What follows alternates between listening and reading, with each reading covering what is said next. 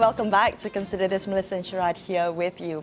Now, the Malaysian Academic Movement, or better known as GERAK, has added its voice to the discussion about the resignation of Dr. Maszlee Malik as Education Minister. In a statement released today, GERAK has called for continuity of some of the programs that have been put in place under Maszlee's tenure, but also it has acknowledged the many challenges that come with this post. Now, we have joining us on the line Professor Zaharom Naim, Chairperson of GERAK. Zaharom, thank you for joining us today. Now, objectively, what did you think of his performance as Education Minister?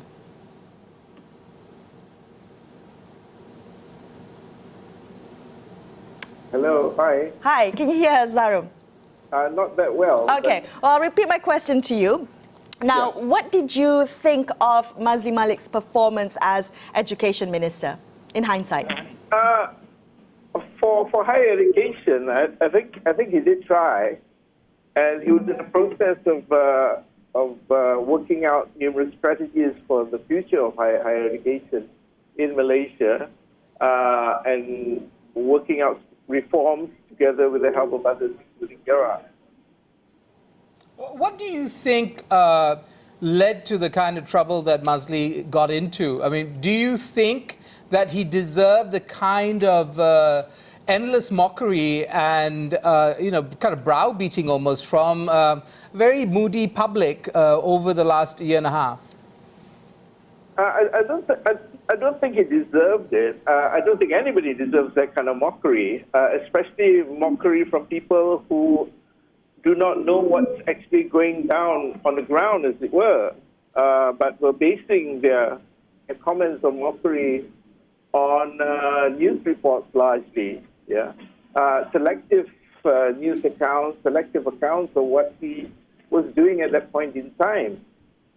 I think that's not right, All right, Zaharom, then whose responsibility is that you say that the public does not know what's going down on the ground? Now, the onus is on the ministry or the media? Who then is responsible for communicating what's happening on the ground? Well, I think the onus is on both sides, Maszlee, and in fact the whole Pakatan Harapan government, I would say, has got a lousy communication strategy. They don't have the people to put across their ideas very well, evidently. So they have to look into that. I mean, communications is important, and communicating policies is important. You just can't enact policies without communicating with the people. And I think for the past 18 months to 20 months, that has been the case for a lot of things. And I think there's no, as far as the PH government is concerned, that there shouldn't be an excuse for that, because they have the machinery. So it's essentially enabling that machinery, enabling the people handling the machinery. If they can't do that, then they have to go back to school. They might want to do some of our degrees that we provide, Right, Zaharom, let's talk about some of the concrete achievements, especially in policy terms or structural terms, that you would like to see, you and GERAK would like to see continue with the new appointment. Policy. Well, we outlined 10 proposals right at the beginning of this regime's ascent to power. We outlined 10 proposals. We shared it with Maszlee. We shared it with the media, and evidently people were quite excited about them. People in the media, other politicians were excited about them, and even Dr. Maszlee was excited about them. But we were very well aware, and we still are very well aware, that there are problems with this kind of thing. That essentially the realities are such that some of these things will require political will, will require hard-fought battles. Some have been achieved, others have not. It's because of internal problems, it's because of structural problems, Okay, well, bearing in mind those realities, those political realities, Zaharom, GERAK has proposed two names to be considered as Maszlee's replacement. The first that you propose is the economist Jomo Kwame Sundram, and the second is the former UKM Vice-Chancellor Mohammed Shah Mohammed Sani. Why have you proposed these two names, and do you think that they will be supported, given that the appointment requires political will?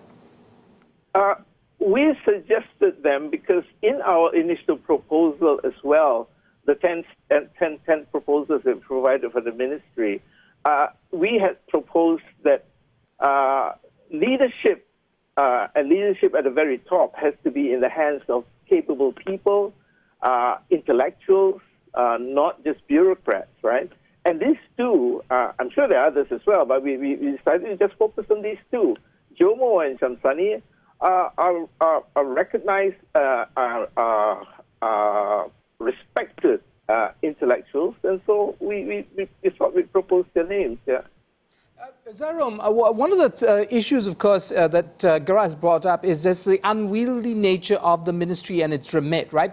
You suggest that, in fact, it should be broken up, or we should return to the older model of breaking up the ministry into two parts, higher education and then the kind of primary and basic education. Could you explain it very quickly why you think that is still a relevant way of operating?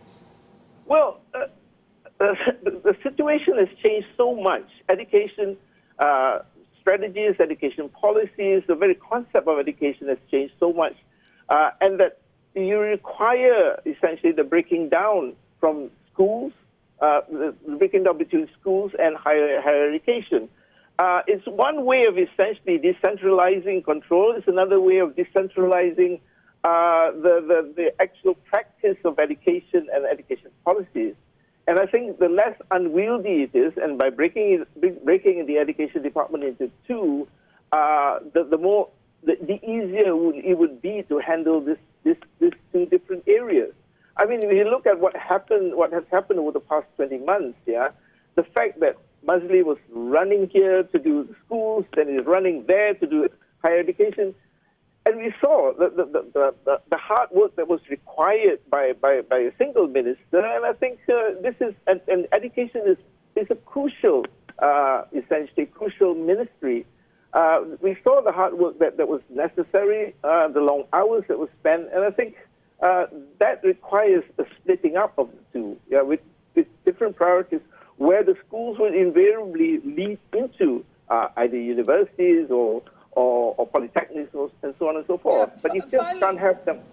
Sorry. Right. Zaharom, so in the last minute that we have, what do you think, or what would you like to see as kind of a central value with this new minister coming on board?